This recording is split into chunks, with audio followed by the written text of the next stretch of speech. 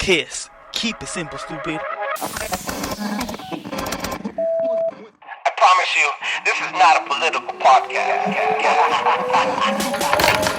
Jump from the deep end of the pool, set up the mood. Paranoid radio, set up the mood. Paranoid radio, set up the mood. Paranoid radio, set up the mood. Set up the mood. Set up the mood. Set up the mood. Set up the mood. Set up the mood. Set up the mood. Set up the mood. Here we go. Testicles 1, 2. Testicles. Welcome back to Paranoid Radio Podcast. Ladies and gentlemen, I am Trebles Garcia, your humble host. Ladies and gentlemen, I want to thank the Lord for allowing me to be here today, and I want to thank every single one of you for allowing me to enter your space. Do not forget to drop a 5-star review on Apple Podcasts. That allows other people to enjoy the show as much as I enjoy making it. And now you can find affiliations on ParanoidRadio.com. I like to say cook, innovate, and live. If you want to season your meat before you eat, make sure you check out Flavors Forest on ParanoidRadio.com and catch up some of the seasoning for your meat on ParanoidRadio.com. That is right. I have an amazing episode lined up for all of you guys. Guys, check this out. This guy is not only a host of his own podcast show, he's dropping bombs of knowledge every single freaking day. He focuses on truth and hope, patriotism, God, and everything in between. Please give a warm welcome to Justin Brown from the Prometheus podcast. Am I saying this right, bro? Did I chop it up? Let me know what's up. No, you got it, man. You nailed it, brother. Yeah. I had to get some kind of long, crazy name. I got to spell it out for people sometimes and stuff. It's just, artistry, man. Pains of artistry. Being obscure. It is. Mad love to you, dude. You are busy. You're dropping bombs every single day, and I see that you're posting on Instagram, and you're busy. You're up to almost your 50th episode. You're up to 100th year anniversary on your show. Congratulations to that, bro. Kudos for dropping so much bombs and being so passionate about your stuff, bro. What's up, man? Where can people find you? Yeah, man, this is one of those things, and as you know, and we kind of was talking pre-roll, it's one of those things you have to be obsessed with. And if you are in it and you're obsessed with it and it's your passion, it shows through your work. And I get people all the time like, man, you're posting 3 or 4 reels every single day, bro. Where do you find the time? It's like, if you love something enough, you will find the time and make the time to do it. Oh, yeah. But you can find my show anywhere you can consume content, YouTube, Spotify, Apple, Instagram, X, Facebook, all the social media places. Just search up Prometheus Lens Podcast and you'll find me. Yo, make sure you check him out, guys. He's also going to be on the drop-down menu of the website in case you guys can't find him. But definitely take the time off your day. And if you like the show, if you like this episode that he's about to drop here, make sure you check him out on his website. Description on the show, that's where you'll also be able to find him. Just scroll down. It takes 2 scrolls. It takes about a second and a half to find the information. Ladies and gentlemen, please allow me to jump in from the deep end on the pool and set the mood. Striking with iron is hot. You're here to talk about 3 different points, but the one I really want to emphasize on, bro, is the supernatural garments of the Garden of Eden. Oh, man, we're in for a ride. And I know this is going to entangle a lot of different stuff, the Nephilim and Bible scripture and stuff. All right, hit it, bro. Where can we start? Well, this all started from like a catty joke amongst friends about Bigfoot and Esau, being a really squatchy looking guy or sounding guy from the text. And so I just started going through and finding little puzzle pieces to the story of this guy through some of the extra biblical texts like the book of Jasher and Jubilees and the Jewish Midrash. And I just found all these little pieces and it kind of put together this little cohesive story. So I started writing this book on the subject called The Epic of Esau. And the premise is a biblical Bigfoot. But in that story, I found these garments from the Garden of God. And it was just mind-blowing because, and this is outright, I'll say this is my conjecture, my theory, but Ezekiel 28 describes Satan's garments. And it says that he was perfect in all his ways. He was in the Garden of Eden. Every precious stone was his covering. Sardis, topaz, beryl, onyx, and goes on. It lists 9 of the 12 stones of the priestly ephod. And then it says that he profaned his sanctuaries. So it's describing Satan, the Nakash in Hebrew, as a priest. He has the priestly garments. He has a sanctuary because he profaned it, was tossed out of the mountain. And then we have that these coverings were given to Adam and Eve. So through my research, I come to the conclusion and hypothesis that the garments given to Adam and Eve was the coverings of Satan, the Nakash, the Get priestly out. ephod. Oh gosh. I Yeah, thought they were it's pretty wearing wild. leaves like Tarzan, bro. I think it was Yeah, Tarzan and Jane out there. I thought, oh gosh. So after they committed the and first sin, they felt embarrassed. They had to cover up, whatever. And you're telling me that these guys were wearing Satan's clothes. yeah. Whoa. Well, first it was the fig leaves, but then that's when God comes in and gives the cursing and tosses Satan and Adam and Eve out. And that's when you hear of him giving these garments to them. And when you go into the rabbinic tradition, this goes right in line with the rabbis. All rabbis and priests trace their lineages and beginnings to Adam. They say Adam was the first king and priest of all creation. And then when you go to these books, you see that it is a trading of or handing down of the birthright. You keep hearing about this birthright, this priesthood.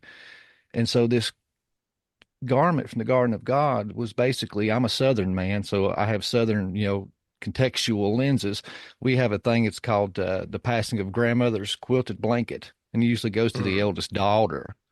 So this mhm. thing gets passed through the lineages, and it can go just as long as the fabric holds out, but it goes to the eldest female of the family, and that's how these garments were treated. It was the symbol Wow. of kingship and priesthood, and it tracks it. It goes from Enoch to Methuselah, and it says that Noah has them when he gets onto the boat, and then Ham even steals these garments when he leaves and gets kicked out of the family, and Nimrod winds up with them. Hmm. And then the book of Jasher says that Nimrod and Esau, both who claim to be mighty men, the Gibborim, and I tell people it's kind of like the Highlander. There can only be one, baby.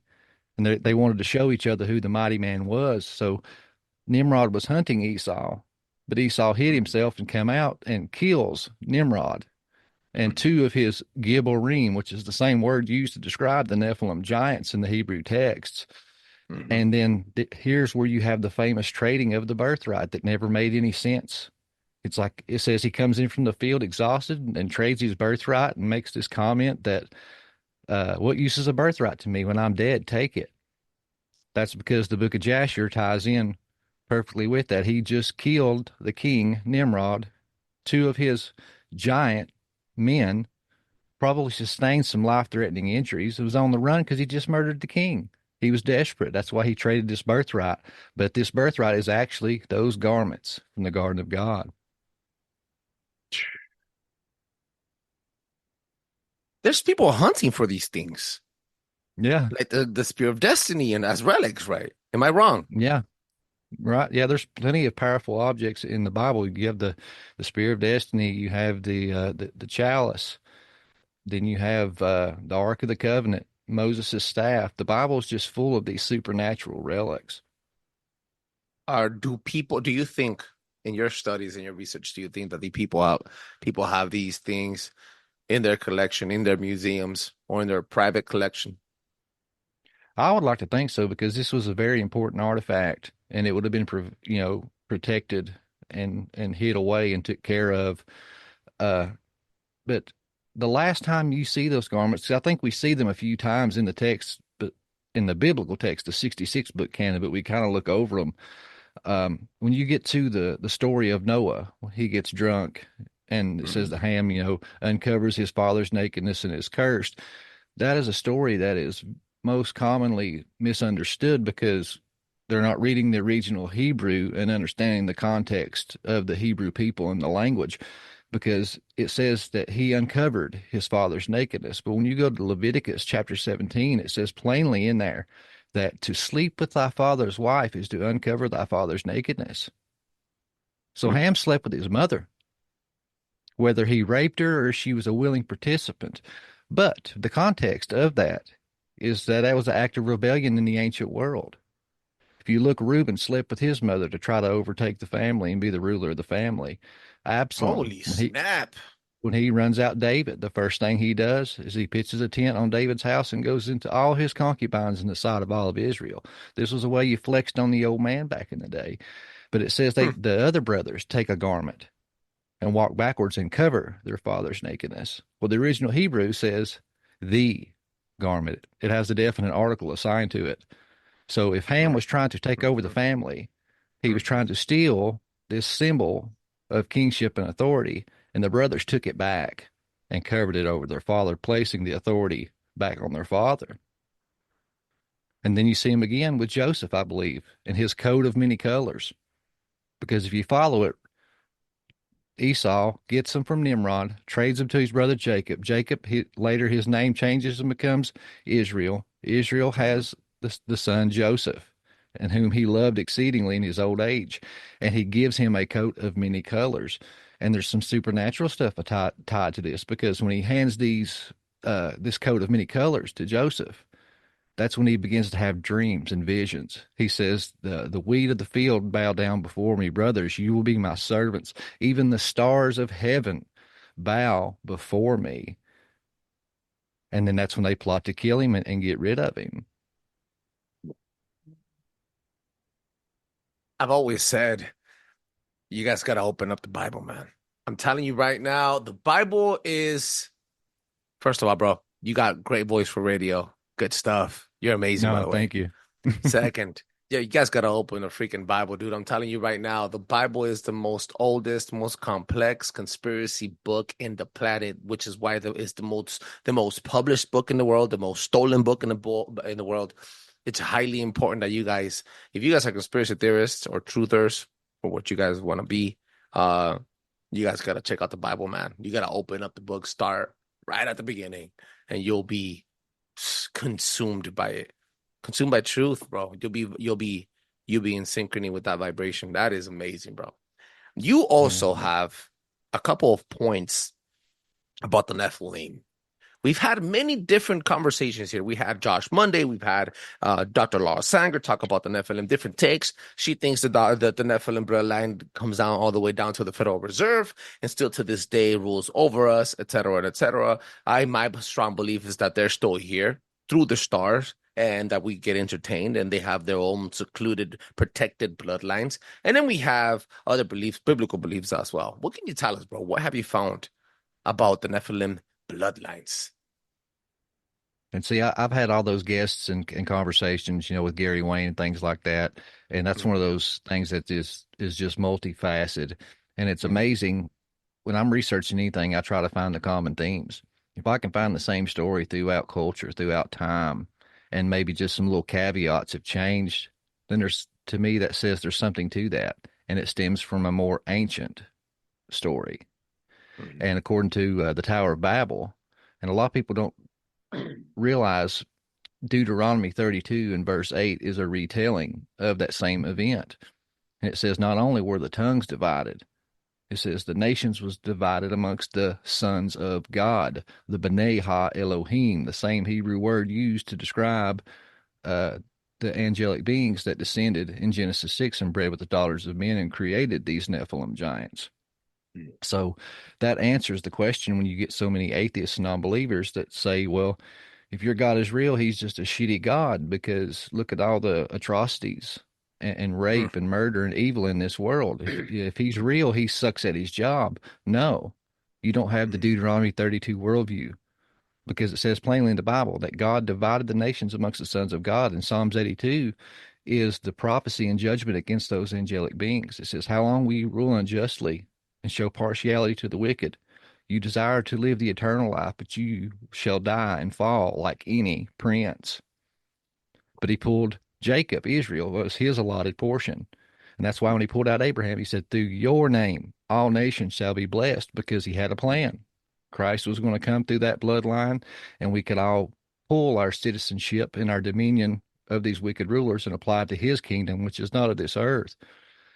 But when I did my research, I found some really cool correlations with the Nephilim, because once Esau is disinherited, he trades his birthright, then Jacob deceives his father and puts on goat's fur to push off that he was him and fool his blind father.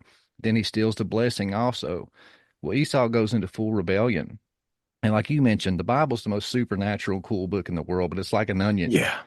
You Nah. got to peel it back and see all the different hidden layers and little gold nuggets that's hidden in there in the original languages and stuff and the genealogies. Because Esau takes two wives, then he goes into full rebellion. Well, two of those wives are Horites and Hivites. And when you trace the genealogies in the Bible, those are known giant clans. So here you have this hairy Sasquatch sounding guy that intermarries into giant clans and breeds. So if you have a hairy Uh-huh. quote unquote giant, breeding with Nephilim giant clans, you have a high probability of throwing some really strange pups. Hmm. To And put it nicely. Yep. yeah.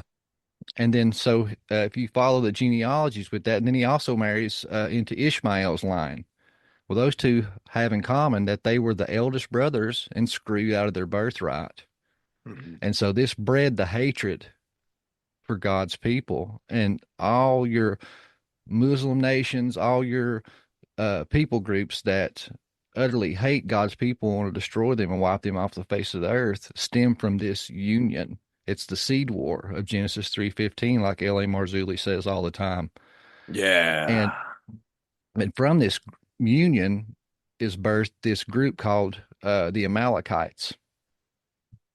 And the name in Hebrew means blood lickers. So you have this Whoa. vampiristic style giant clan. And these are the first people that God's people encounters in their wilderness wanderings. And here's That where you get is all your do not do wild. this, do not do that. It Uh-huh. says, you don't make a rule unless it's already being broken. It Yeah. said, do not drink the blood. The blood is in, the life force is in the blood. Do not pass your children through the fire. No longer will you sacrifice to hairy goat demons. I believe it's because they were having encounters with these Amalekite tribes, and they were sorcerers, necromancers, and witchcraft people who sacrificed their children to Molech and looked like hairy goat demons. 100%. I have a theory where even Christmas today, Saturnalia today, is in that same name celebration for that blood sacrifice, sacrificing your baby to these hairy goat demons. Believe it or not. Mm-hmm. I also think When you go to that Sardinia, the Mhm. Mathanes at the winter solstice, they cover themselves in black goat fur and veils and wooden masks, and they dance through the Mhm. streets and they abduct women. And during this time, they all the children that are coming of age, they light a huge bonfire, and these children, to prove themselves of coming of age, have to pass through the fire, all Whew, stemming back to these Nephilim giant tribes. all connected to the same freaking rituals to oppose God.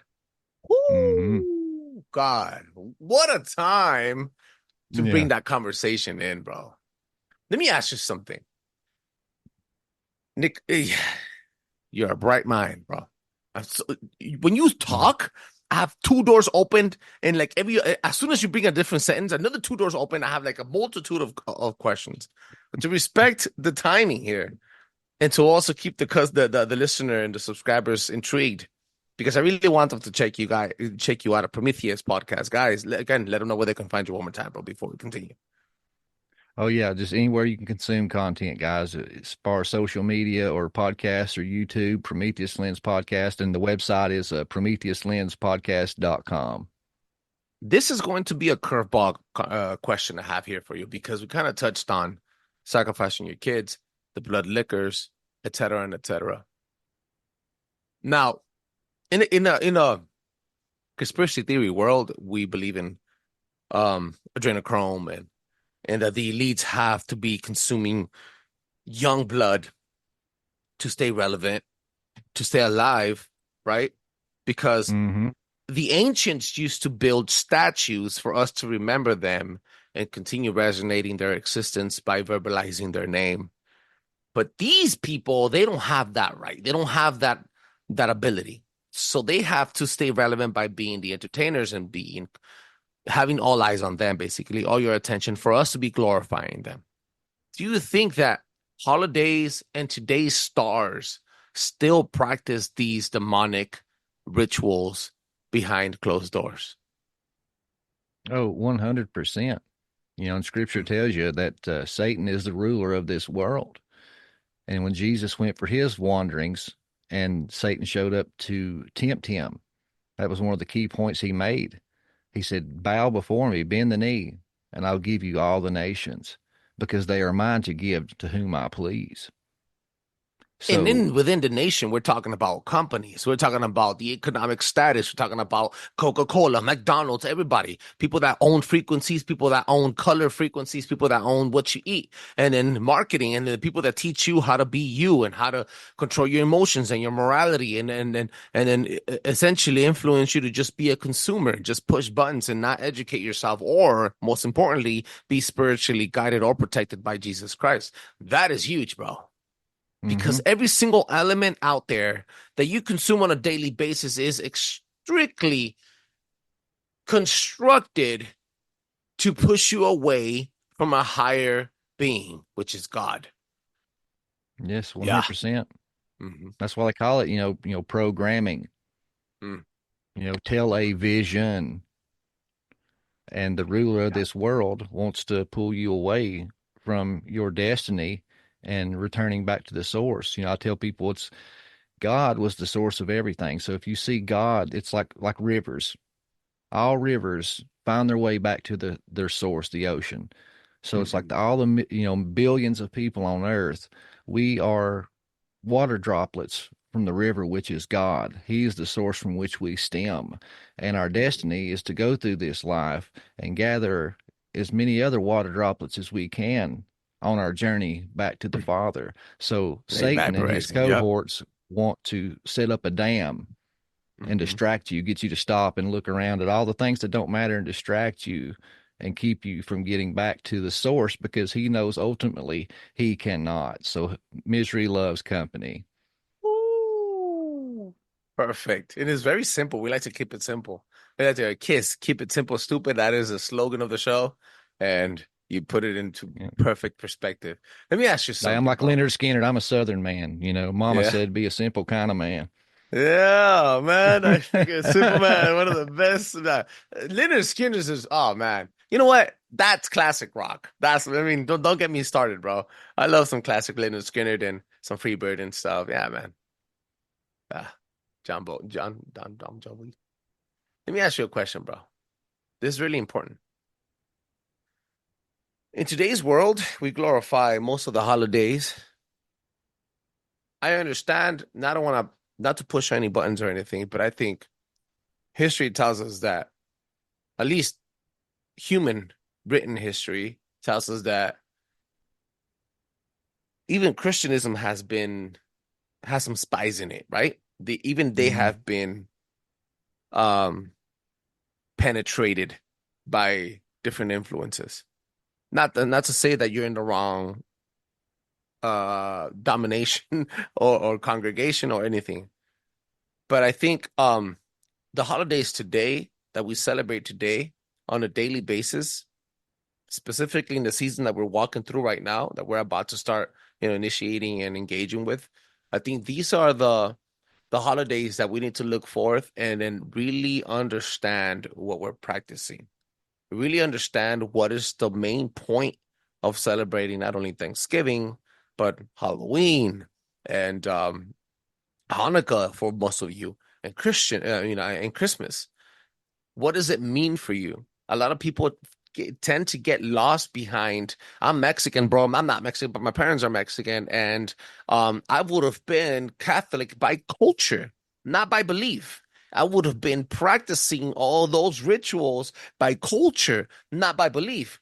I would have been there at church maybe one time a year asking for forgiveness to another man so that I can continue another year of sinning without ever getting baptized on a real how do you say, when anointment where I'm really exposed and living and walking on the path of Jesus Christ, right? So a lot of us live under those cultures, that impact where, if I consume, if I provide, if I buy, if I make my family happy, my wife happy, if I buy them gifts, etc., you guys really forget what the root of all those things are. Today, you cover up Christmas with gifts, the color red, with Santa Claus, with all these other, I want to say, Krampus. practices. Krampus, right?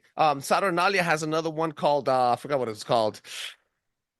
Forgot they had a Krampus Sinterklaas in the Baltics during the same season as there's another Santa Claus that we didn't know about. And most of us, if you guys Google right now Sinterklaas hashtag look it up, you're gonna trip out what you see.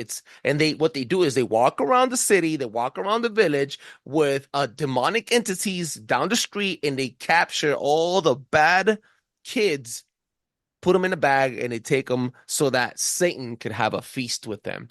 Saturnalia, Saturn, Cronus. Cronus used to eat his kids. Same thing, which is why Zeus rebelled, etc., and etc. All of these things have very strong meanings, and you guys want to cover it up with gifts and stuff, going to Target and buying you people gifts. There's nothing wrong with that, but you guys do not know what you guys are celebrating. When you bring that tree into the home, when you start putting all these little ornaments on it, there's always things. And I don't want to lead this conversation into like black pill and hopeless conversation, because if you guys enjoy that, you guys enjoy that. I'm happy for you. But you guys gotta understand what you guys taking out, what you guys are taking part of. So Yeah, it's well, really like you important, said bro. too, the best way to destroy something is from the inside. Look at our government. Prime example. You cannot cripple the United States, the strongest nation in the world, by outside force. So you have to infiltrate it and destroy it from the inside. That way you'll be better prepared for the end times revelation goal, which is a new world order, a one world government, a one world religion. A strong, independent United States is never going to do that. So you have to destroy them from the inside. That's how Satan works. And the same thing with the church. They infiltrated the church, and Yeah. any great military leader will tell you divide and conquer. So, and another good movie allegory for my movie fans out there, Rowdy Roddy Piper, They Live. That is a perfect Oh allegory of what is yeah. going Oh on, yeah. but with Mm. Nephilim. Take out the aliens and insert Nephilim.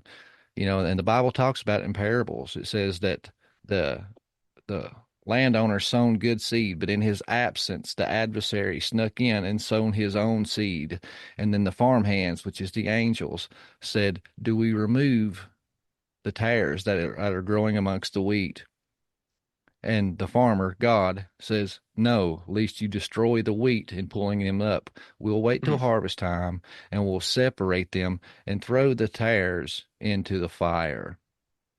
So there is Nephilim blood and serpent seed growing up amongst us, walking amongst us, and they are the ones in power, pulling the strings of the elites and controlling everything, and they are the ones that are trying to pull you away from God. So that movie is a prime example. In that movie, the aliens blend in, and they have all these secret messaging: obey, stay asleep, consume, reproduce, do all these things to serve us and keep you distracted from the truth. And that's what's going on a biblical scale. You've noticed? You noticed that every single conspiracy theory that we've ever spoken on, every single rabbit hole that we've ever gone into leads back to spirituality. Have you ever noticed? If anybody's out Yeah. there today, and I started this path a while ago, and I'm gonna tell you guys something, guys. I freaking love conspiracy theories. My first conspiracy theory was Titanic. That really woke me up. Talked to me. It talked to me about the federal government. Talked to me about the Federal Reserve. It talked to me about the elites. It talked to me about different families in charge, etc. And they got me into like, whoa. And then it led into cloud seeding, and then it led into the present day. But it all leads back to spirituality. Yeah. It all And leads for those, back. Yep. Go ahead. I was just going to say, and for those that don't know, December 25th is not Christ's birthday. Now, I'm Word. not some legalist, that says that, you're participating in a ritual and all this stuff. It's all about intent, in my opinion. If Mhm. you set aside a day to honor Christ and you have that intention, I mean, more power to you. There's no harm in that. It's all about Yeah. intentions because even Jesus said, nothing you put in your body can defile it. It's what comes out that defiles the man. So it's all about the heart and intentions.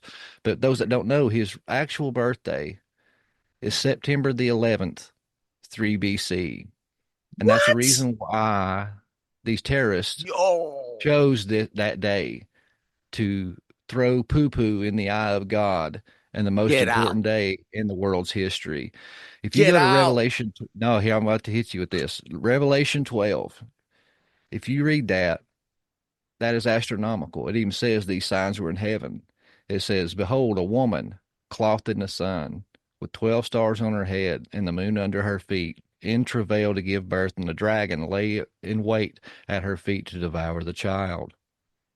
So if you take all that in astronomical terms, the woman, the virgin, is Virgo. The 12 stars on her head is the constellation Leo. There's 12 stars in that constellation. The sun being in her womb, the moon at her feet, the dragon, that's Draco. So all those things line up and where they take the same path year after year. You can wind those hands on a clock. You can program this into a computer. And over the Middle East, all those things line up within a 2-minute window of September 11th, 3 BC. And this is what the astrologers and the magi from Babylon seen up in the heavens and knew that the Messiah was coming. And that's the star that they followed. That's a bomb, dude. I've never heard this before. I've never heard this before. Yeah. I've heard the Passover, I've heard Easter, I've heard 4th of July even. I've heard many, but not the 9/11. That conspiracy theory is going to open a lot of different other doors. Woo! I'm glad you guys stayed for this. All right. What makes you say this, bro? What is it Well, there's because plenty you've of been in literature this? on it. Hmm. Hmm. There's plenty of literature on it, and Mike Heiser's talked about it, and there's a couple books, and the names are slipping my mind right now. Uh, But I even did a show on another podcast I do with friends called the Dig Bible Podcast. So you can start. We did a whole like hour and a half deep dive on it, and not only did we go off of just Revelation 12, we went with the timeline of the writers of the New Testament because they talked about the census that was going on. Well, we searched through history and found this census was not in December because you're having everybody travel to a certain location to be counted. They're not going to have you do that in the dead of winter. They're going to do it when the weather's nice and everybody can travel. And then it says that the shepherds were in the field with their sheep. They're not going to be out in the fields in the dead of winter. They're not going to risk their livelihood and their livestock. And then it says there was no room in the inn. Why would the inn be full? It's like a hotel today. In the winter, nobody's going to be traveling. But it says the inns were full. Why? Because this was during the Feast of Tabernacles, one of the events where all of the Israelites would come together. And what's significant about that spiritually is this is the day that God's people celebrated when the Spirit of God came down and dwelt on the tabernacle and he dwelled with his people. So how fitting is it that God in the flesh, Jesus Christ, was born on the day that they celebrate, but this time, literally, where God dwelled with his people in the flesh. That is massive. You know what, bro? Justin, I gotta hand it over to you, bro. You freak, you are amazing, bro.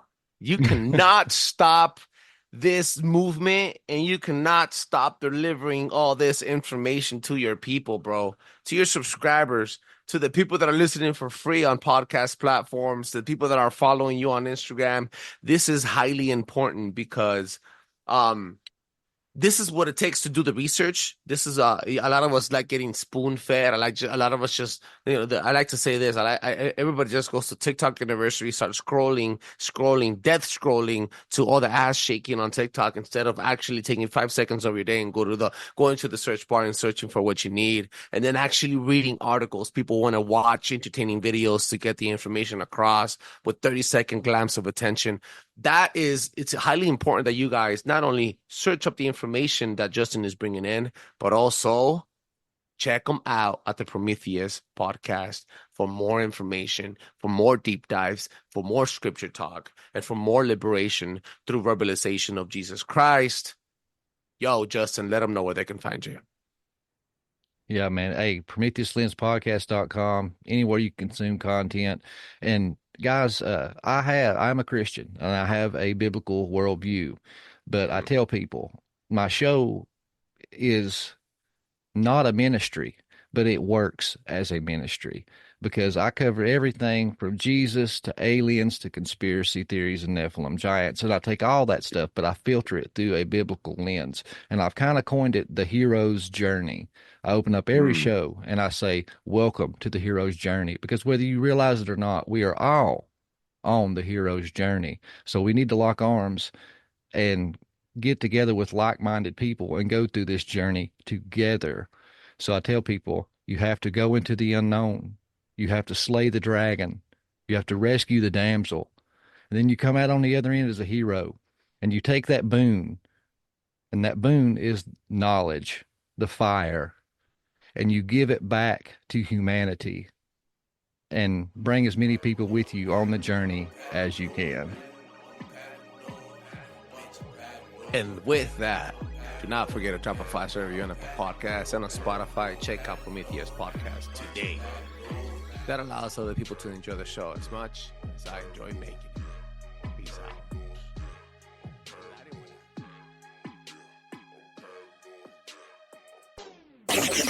Paranoid Radio.